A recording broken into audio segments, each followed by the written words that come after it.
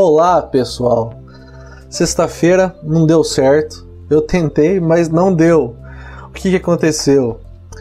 O áudio ficou cortando. Eu agradeço os mais de 50 pessoas que entraram na sala para poder me ver e assistir ao vivo para a gente falar aqui sobre extintor, mas infelizmente não deu certo. É claro que eu não vou desistir, né? Eu vou tentar outras vezes para a gente poder falar ao vivo e poder conversar também através do chat. Mas você também vai poder assistir agora novamente através desse vídeo gravado e vai poder colocar seu comentário novamente aí embaixo do vídeo. Então, a gente estava falando sobre a portaria, os pontos importantes a serem destacados no novo RTQ, que é o Regulamento Técnico da Qualidade. Então, como já vocês receberam alguns e-mails, na verdade está se mudando a portaria de inspeção e manutenção de extintor, tanto a portaria da parte técnica quanto a portaria da parte de auditorias. Então, o que acontece? Vou destacar aqui alguns pontos importantes a respeito dessa nova portaria aí. Então, datas importantes. Então, a data para enviar sugestão é no máximo aí até terça-feira, porque é para ficar um mês essa portaria em consulta pública. Só que como esse mês não tem 30 dias, eu não sei como é que vai ficar. Então, o melhor é, no máximo até terça-feira, mandarem as sugestões e as reclamações e tudo aquilo que for conveniente. E não é uma questão de ter que mudar, é uma questão de mandar para ver que tem pessoas vendo isso, que tem pessoas preocupadas com isso, que dependem disso. Então, é só baixar a planilha que eu mandei, colocar lá a sua dúvida, sua sugestão, sua crítica e sua proposta de alteração e enviar lá também no e-mail de PAC, eu não lembro direito, mas está nos e-mails que eu te mandei. Data para solicitação de selo após a aprovação da portaria. Inclusive, a senhora Janete mandou um e-mail falando sobre isso para mim, sobre se ela pede ou não auditoria agora. A recomendação é a seguinte: vai continuar da mesma forma. Você, seja lá em qual estado você estiver, se você precisar fazer a solicitação, você pede e não tem problema nenhum, porque a portaria ainda não foi aprovada, ela não foi aprovada, ela simplesmente está em consulta pública. Mas olha o que diz aqui essa portaria 58 que está para aprovação. As pessoas terão 60 dias, ainda poderá ser pedido na portaria antiga. Então, depois da aprovação, que provavelmente vai acontecer no mês de março, abril e maio, até maio ainda pode ser pedido novos selos pela portaria antiga sem nenhum problema. Os selos pedidos pela portaria antiga poderá ser usado até acabar o estoque, ou num prazo máximo de 2 anos.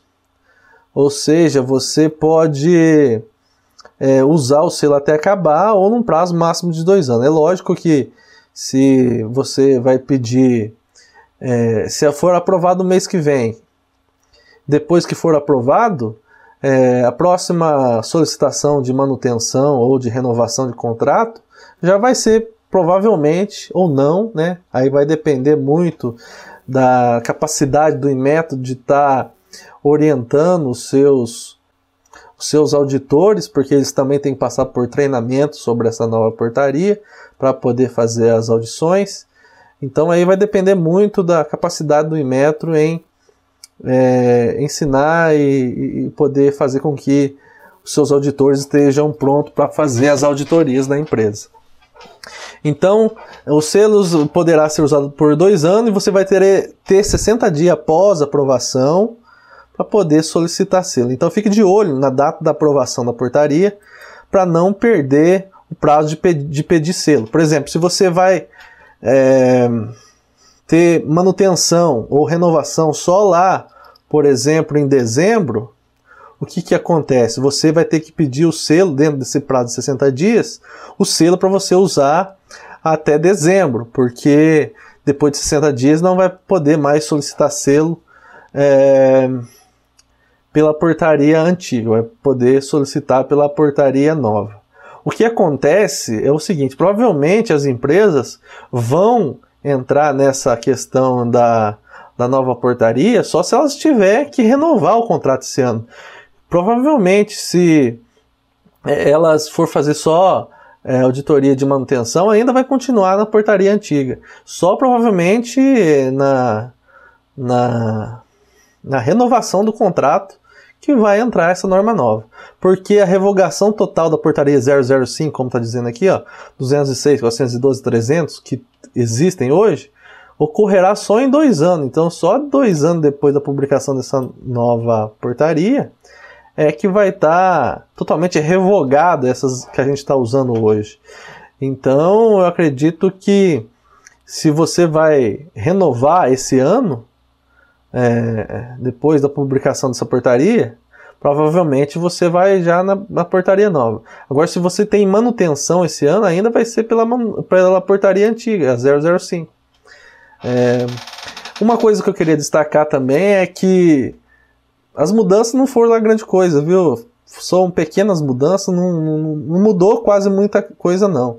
É simplesmente mais uma questão de atualização do que realmente de mudança. Então, por isso que eu acho também que vai ser rápido a introdução dessa nova portaria, porque não teve mudanças realmente significativas, ou que tivesse que comprar uma máquina nova, ou que tivesse que inventar alguma coisa. Vamos lá por partes, né? Como Jack Stripador. Objetivos e documentos complementares. Somente atualização das normas, nada importante. Ou seja, nessa parte aqui da portaria, onde fala dos objetivos da portaria e quais são os documentos que serviram de complemento para se fazer essa portaria, não mudou muita coisa, somente atualizou as normas que mudaram, né? Inclusive a norma de fabricação já não é mais 10.715, 11.005, nem lembro mais. Agora já mudou totalmente, 15.808, 15.809. Então já houve essa atualização. Em relação às definições, foi incluído o operador e zona de perigo, ou seja, essas duas definições não existiam na portaria antiga, agora passou a ter. Operador, o que é operador? É um profissional formalmente vinculado ao fornecedor, devidamente qualificado e capacitado, conforme definido nesse RTQ, para realizar as atividades de manutenção de extintor de incêndio. Para fins deste RTQ, qualquer zona junto a um que a gente está falando de zona de perigo, né? Para fins deste RTQ, qualquer zona junto ou em torno de um equipamento, dispositivo pressurizador ou componente do extintor de incêndio sob pressurização, na qual uma pessoa fica exposta a um risco à sua saúde ou segurança. Ou seja, eu não sei quais são as implicações dessas duas novas definições, mas uma coisa é certa, se colocar aqui zona de perigo, alguma coisa vai ser cobrada em relação ao cuidado na hora de se estar pressurizando o extintor. Em relação ao operador, eu acredito que vai também ser cobrado mais a questão de treinamento, tanto dos operadores quanto dos responsáveis técnicos. É uma coisa que vai ser mais cobrada. Com relação aos requisitos gerais, então essa aqui é a parte da definição, é aquela primeira parte das portarias, onde se define o que é extintor, o que é manutenção de primeiro nível e tal. Não teve lá grandes coisas de mudança. Agora, em relação aos requisitos gerais, vamos aqui ver a questão da infraestrutura física. Também requisitos gerais, tem a estrutura de equipamento, né, e a infraestrutura de pessoal. Mas a gente vai ver aqui por partes, primeiramente, a estrutura física, o que alterou aqui? Vamos ver. Incluiu a estação de trabalho secagem, que antigamente não tinha. só falava que os extintores tinham que ser secos, mas agora na infraestrutura tem que ter lá um departamento, uma estação de trabalho chamada secagem, local de armazenamento do pó para extinção de incêndio também, que foi retirado, com essa questão de zika, de dengue e tal.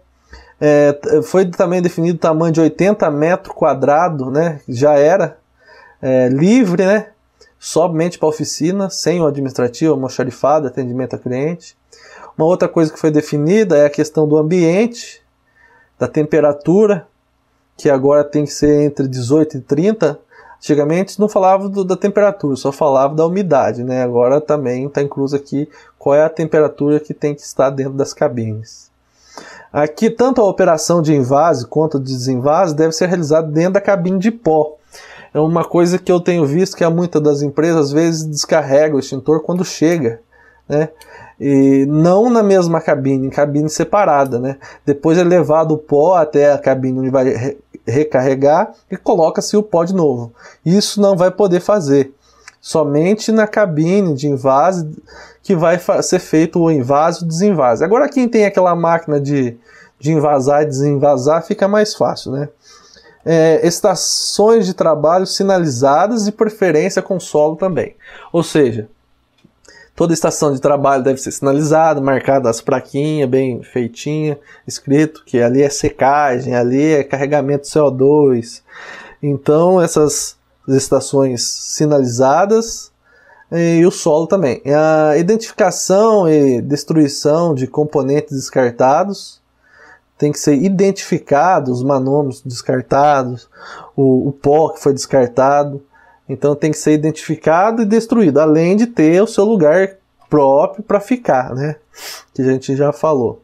A infraestrutura de equipamentos, ferramentas, dispositivos e instrumentos. O que mudou em relação aos equipamentos, às ferramentas? Praticamente nada. Continua, inclusive também recebi um e-mail, não lembro de quem foi.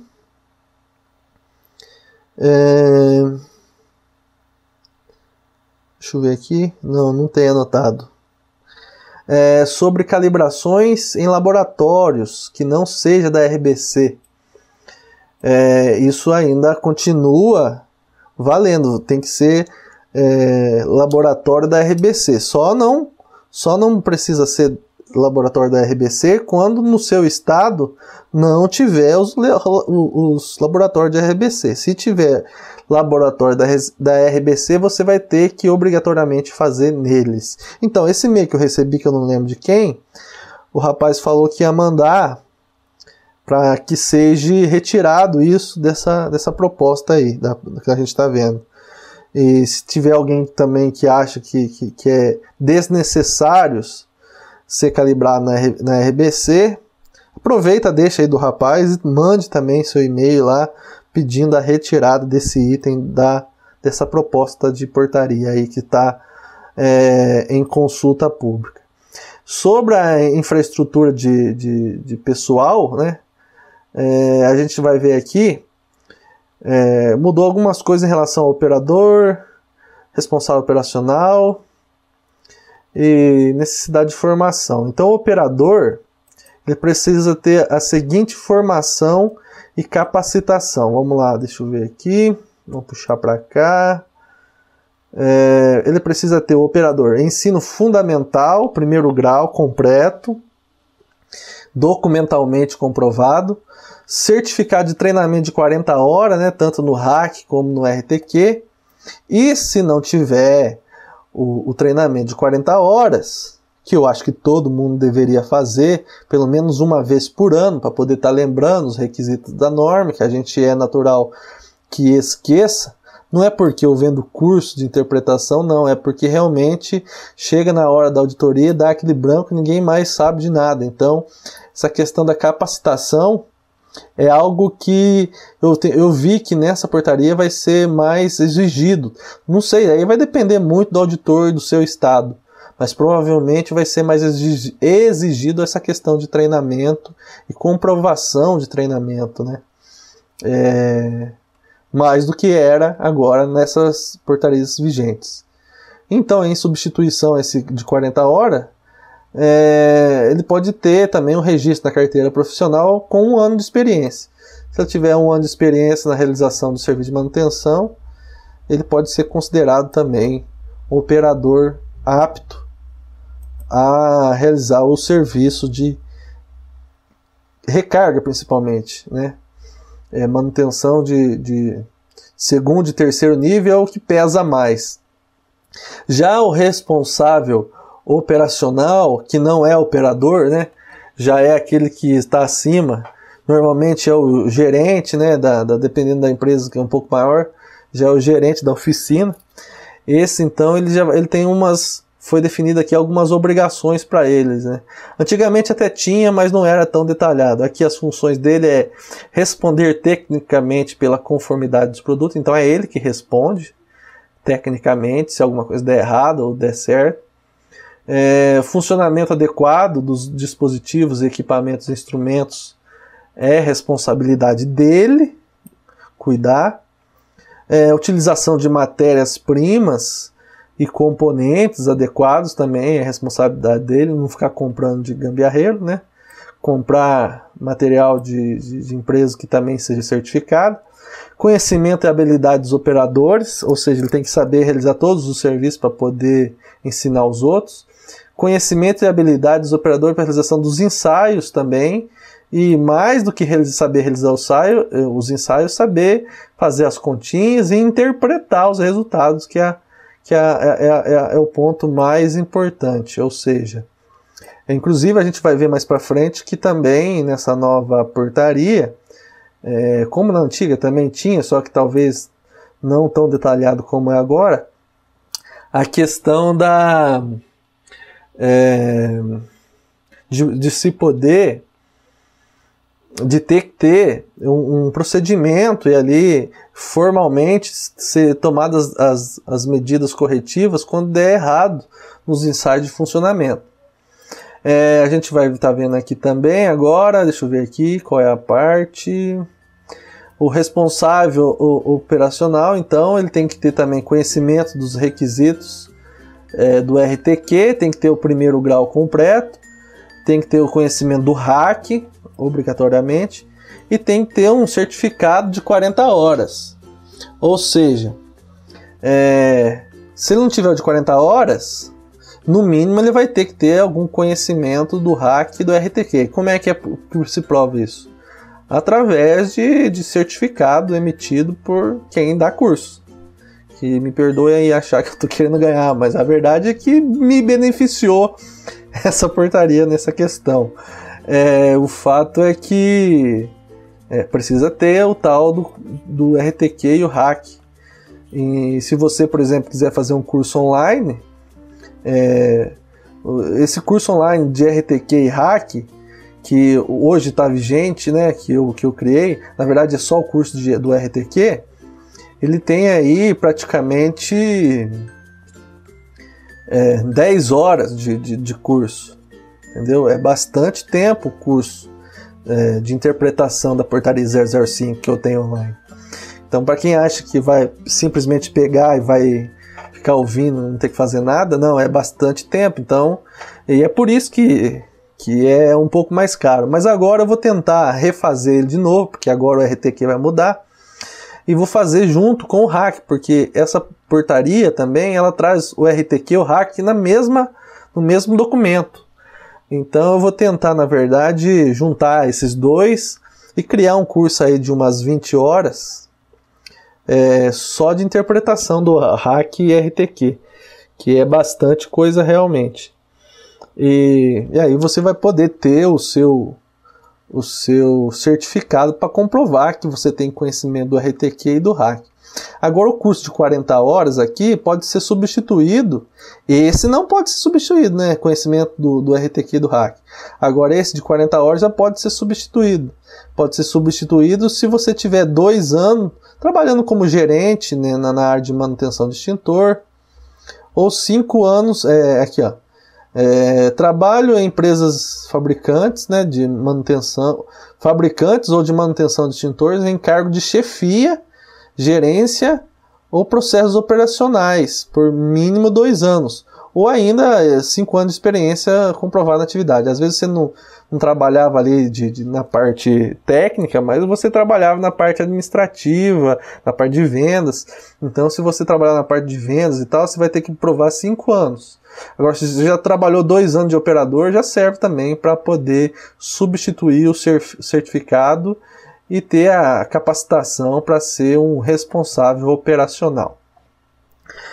Quem que exclui da necessidade de formação? Os vendedores não precisam ter esse curso de 40 horas, os pintores também não precisam ter esse treinamento de 40 horas, e nem o pessoal da montagem final também, que só vai ali colocar o selinho, o rótulo, e não vai necessitar desse curso de 40 horas. Já o restante, todo mundo tem que ter o curso para poder comprovar através de certificado que tem o conhecimento, tem a habilidade e tem a experiência, né, para poder realizar o serviço de manutenção como deve ser realizado. A gente vai agora para os requisitos para inspeção e manutenção. A gente viu os requisitos gerais, infraestrutura, né, infraestrutura de equipamento e infraestrutura de pessoal. Agora aqui, está querendo travar o computador aqui, a gente vai ver a questão dos requisitos para inspeção e manutenção. Lembrando também que eu estou falando aqui, se você tiver alguma dúvida, simplesmente vá até o chat aí embaixo e deixe sua dúvida, deixe sua sugestão, sua crítica. Fala que eu não sei de nada. Se quiser falar aí, você coloca aí embaixo aí, que depois eu vou responder com carinho cada uma das questões. Lembrando que esse vídeo aqui foi feito, na verdade, um evento ao vivo, só que teve problema no evento ao vivo, ficou cortando o áudio, ninguém conseguiu assistir nada, então eu estou gravando ele para que você possa assistir na hora que você quiser, do jeito que você quiser.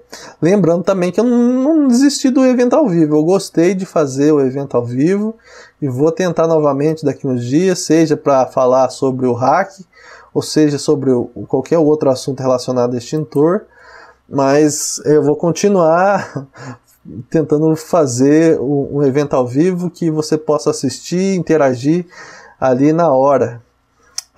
Vamos ver aqui. A gente está falando do que agora? Dos requisitos para a inspeção e manutenção, né? Que é a parte mais técnica do negócio. Vamos ver aqui o que mudou. Primeira parte aqui.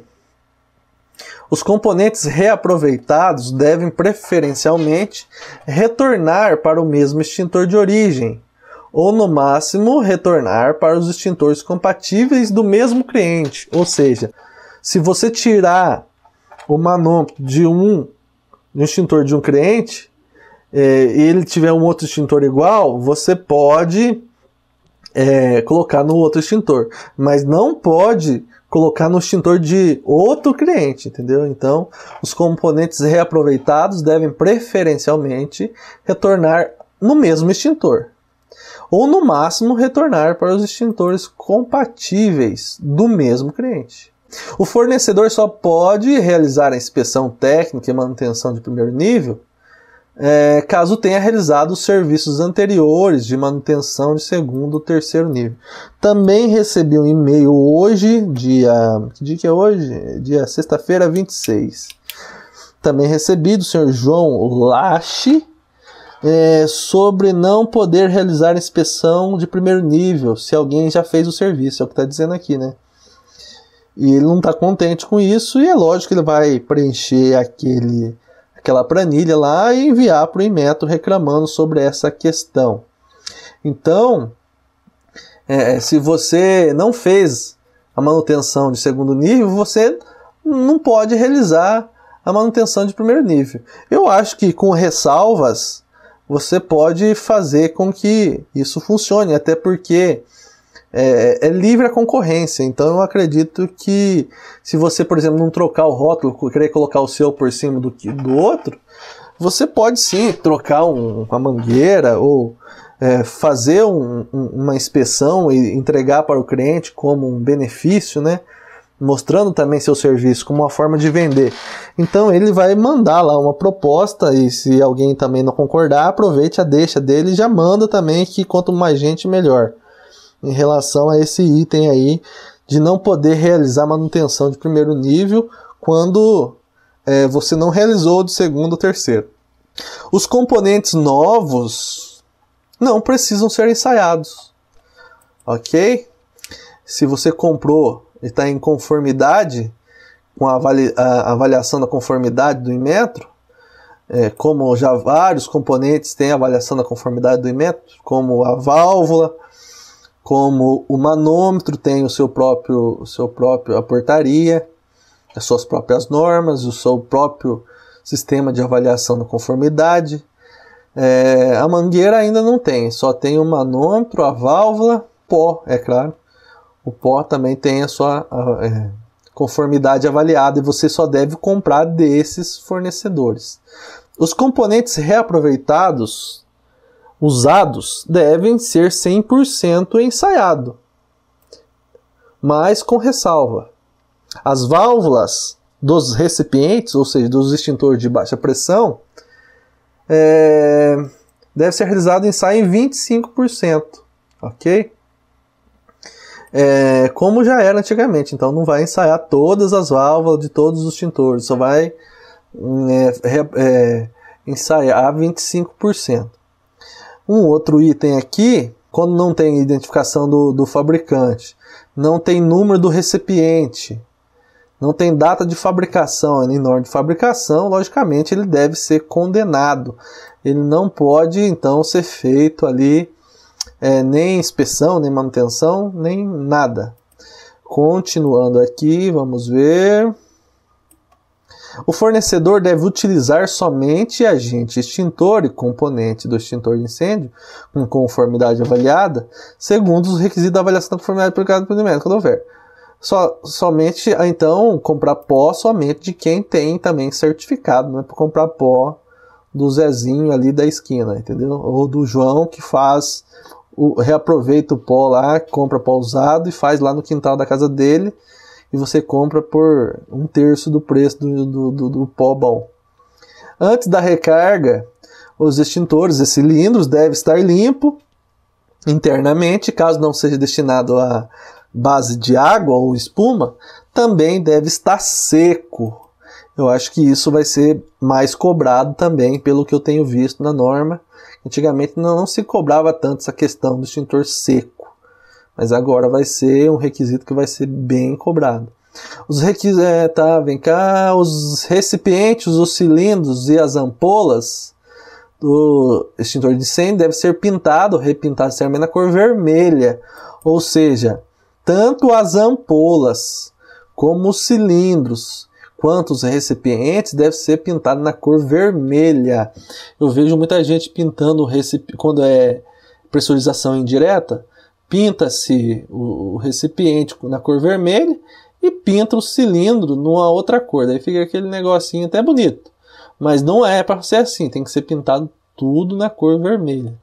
O fornecedor não deve utilizar como auxílio a vedação entre a válvula e o cilindro, ampola ou recipiente do extintor, vedantes líquidos ou químicos, tipo trava-rosca.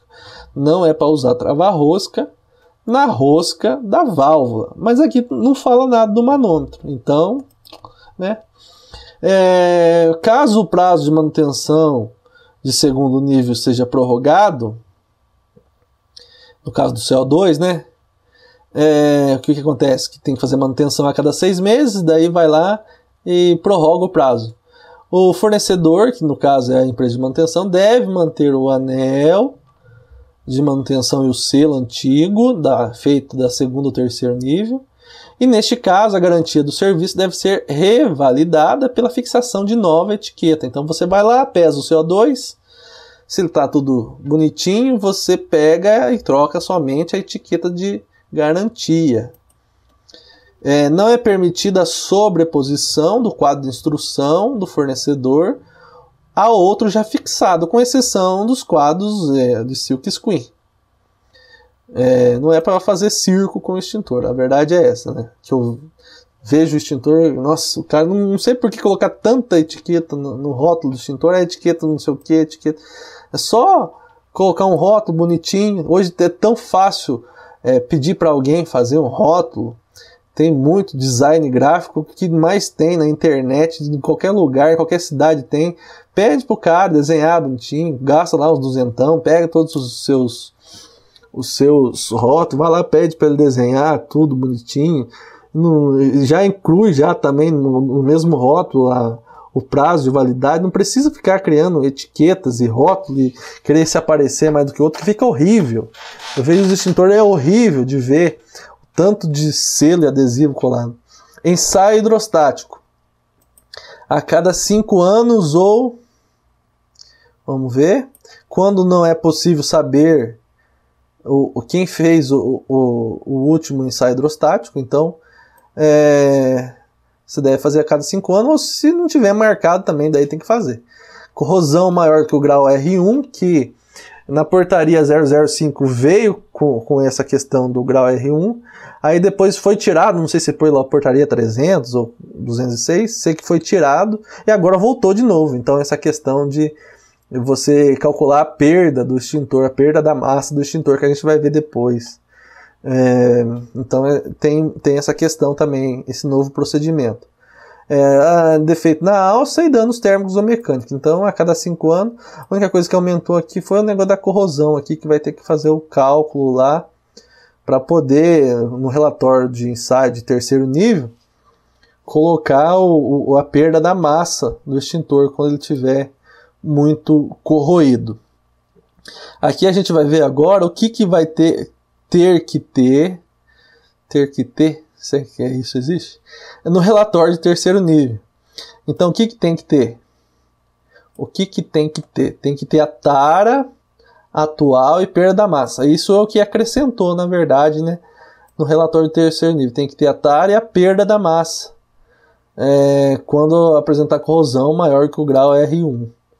É uma coisa que vai ter que acrescentar aí no relatório de 3º nível. E também o relatório de 3º nível, uma cópia tem que ser entregue para o cliente. Eu coloquei isso aqui porque tem muita gente que não faz isso. E é uma coisa muito interessante, não só para o cliente, mas para a sua empresa. Eu acredito muito na valorização do serviço através da imagem da empresa.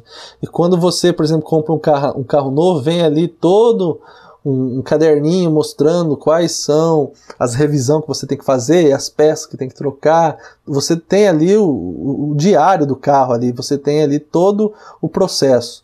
E por que você leva o seu extintor para consertar? Você não pode saber o que foi feito nele, que peça que foi trocada.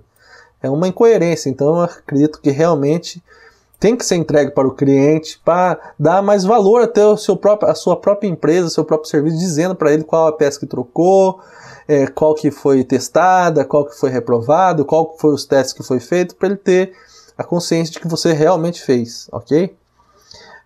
Vamos aqui, condições específicas. O agente pó para extinção de incêndio utilizado na recarga deve estar em conformidade com o RAC, aprovado pela portaria de metros. Até aqui tudo bem. Além disso, a seleção do pó é de responsabilidade do fornecedor, né, da empresa de manutenção, devendo o mesmo apresentar características compatíveis com as condições técnicas do fabricante. Lógico, né, se for BC, por exemplo, você não pode colocar ABC, de modo que mantenha o desempenho original do extintor. Aqui, outra questões específicas aqui, o dióxido de carbono CO2 envasado no extintor de incêndio poderá ser reaproveitado quando atendido uma das seguintes condições. Quando que pode ser aproveitado o CO2? Quando o extintor ainda não tiver sido submetido à recarga, ou seja, o dióxido de carbono contido em seu interior é aquele envasado pelo próprio fabricante, ou seja, quando veio novo de fábrica você pode reaproveitar, e quando a última manutenção for você mesmo que efetuou. Neste caso, você pode reaproveitar. Agora, se for uma outra empresa de manutenção que fez, você vai ter que recarregar novamente o extintor de CO2.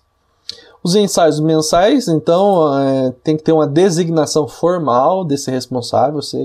Aí vai depender muito de como vai ser cobrado isso por parte dos auditores, mas isso tem que ser designado no papel, uma declaraçãozinha.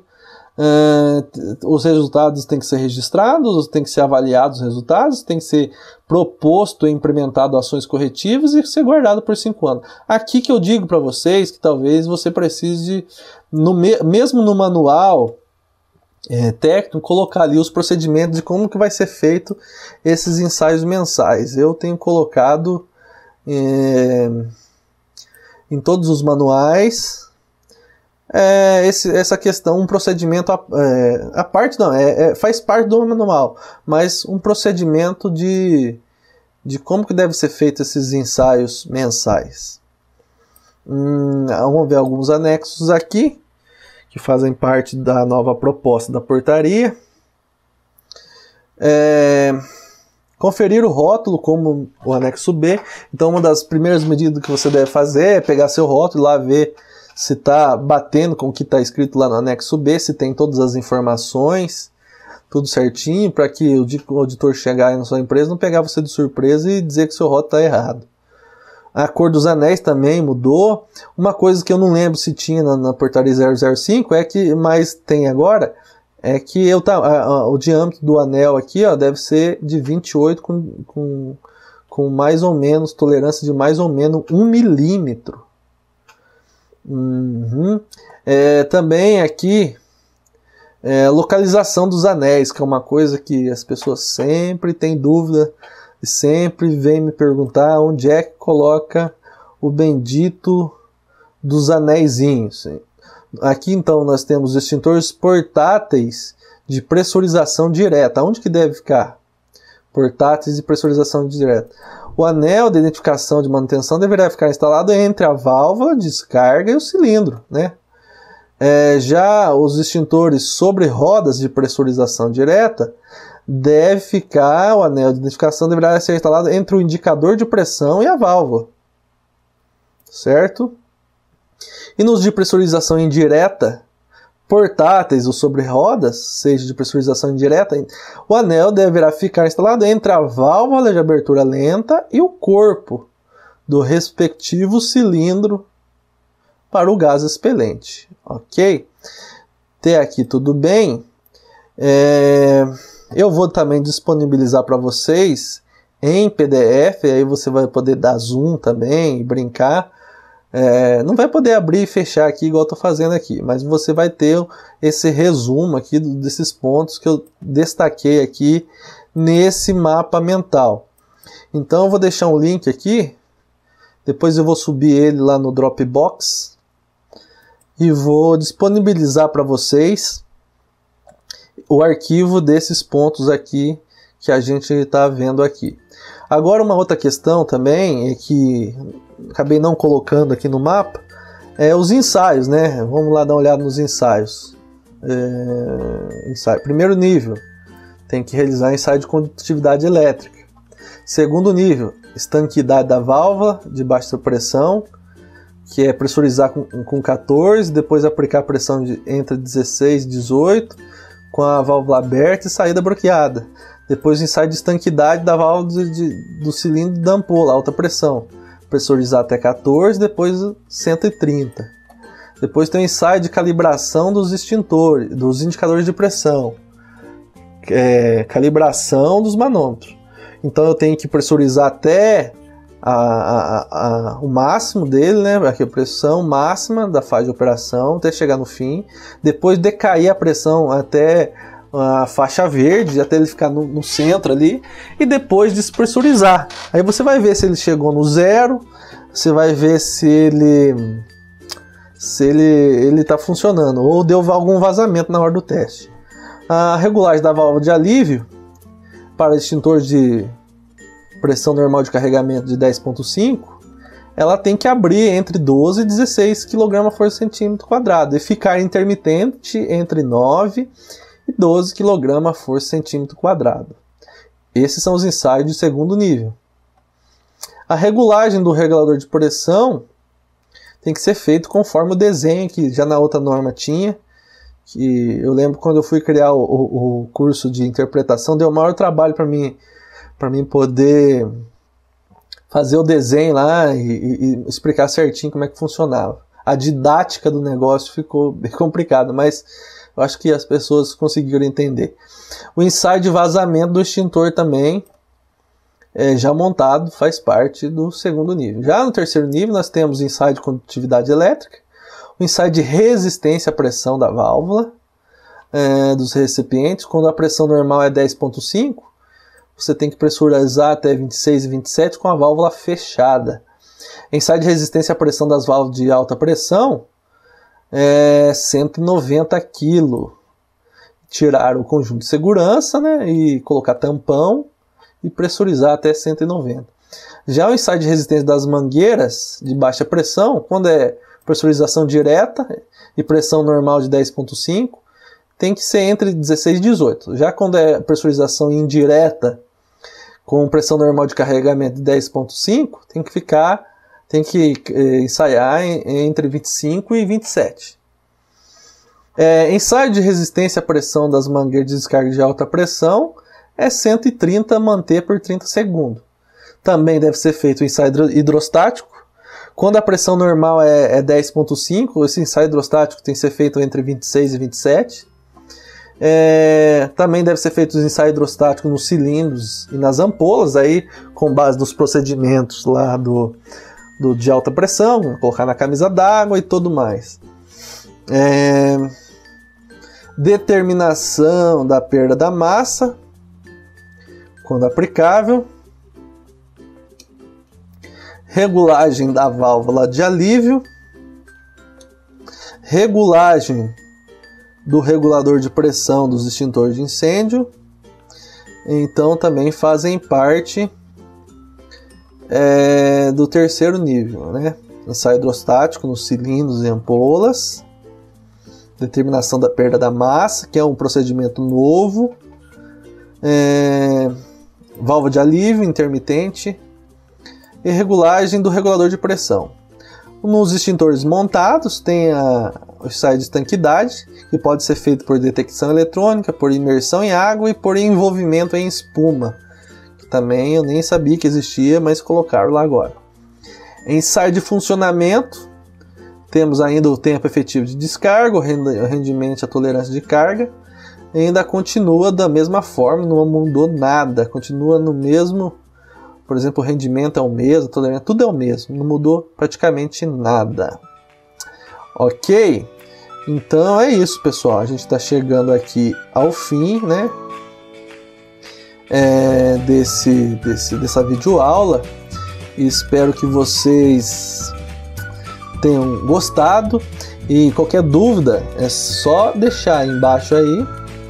E que vocês vão poder deixar aí no chat aí embaixo aí.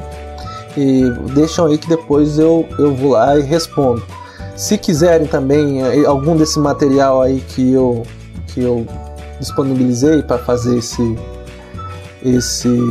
essa videoaula, leovando@meunegociomelhor.com.br, solicitar esse material aí que eu usei aqui para fazer essa videoaula. Uma outra coisa importante é se inscrever aí no meu canal para que cada vez que eu postar um vídeo desse você receba aí no seu e-mail uma mensaginha dizendo que eu postei. Então é importante que você se inscreva aí no meu canal. Uma outra coisa também é sobre os cursos, né? Eu não podia deixar de fazer um jabazinho. Eu vou estar mudando, né, o curso, alterando algumas coisas e colocando as coisas novas no curso da portaria, de interpretação da portaria 005. Mas aquelas pessoas que já fizeram o curso de interpretação da portaria 005, simplesmente com essa videoaula aqui, já conseguem entender o que mudou, o que não mudou, e praticamente não mudou absolutamente nada. Então eu acho que eu vou colocar essa videoaula lá dentro do curso para aqueles que já fizeram o curso de interpretação, para poder já saber o que vem por aí. aqueles que não adquiriram o curso, aguarde um pouquinho aí que assim que sair a publicação dessa portaria, eu vou estar criando um curso do hack, do RTQ, aí, que vai dar mais ou menos umas 20 horas de treinamento, por um preço melhor do que esse que está aí agora, que está 150. Então eu vou fazer os dois aí por uns 100 reais, não sei, aí vai depender do quanto de trabalho vai dar para mim fazer esse curso. Mas aí eu vou pensar num preço bem camarada para que todo mundo possa fazer e saber interpretar os requisitos, porque é o básico do básico, saber interpretar os requisitos para depois ir para a parte prática. Querer fazer sem saber é uma incoerência muito grande. Desde já agradeço mais uma vez e peço desculpas por no dia do evento ao vivo eu não poder estar ao vivo do jeito que devia estar. Então agradeço, espero que vocês tenham gostado e até breve.